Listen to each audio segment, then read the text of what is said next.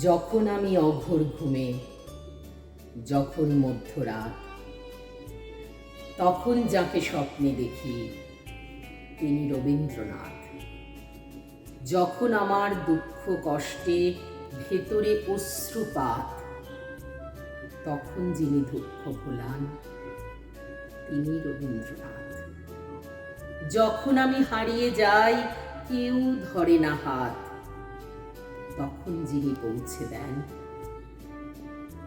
তিনি রবীন্দ্রনাথ। রবি ঠাকুর জীবনটাকে বেঁধেছিলেন সুরে। কজন জানি খেলাও তার ছিল জীবন জুড়ে। জীবন স্মৃতির ধারাভাষ্যে একটা কথা শোনো, ভোগ বিলাসে খরচ তিনি করেননি কখনো। শরীর চর্চা করতে গিয়ে ছিল না তার ভয়। ছোট্ট থেকেই রবির চোখে থামে না বিস্ময়। কুস্তি, সাঁতার, লাঠি খেলায় দিতেন না কো ফাঁকি। যুবক রবি ফুটবলেতেও দক্ষ ছিলেন নাকি? এসব কথা সত্যি সবই, খুঁজেই তন্ন তন্ন। তোমাদের বলছি সেসব সাহস দেবার জন্য।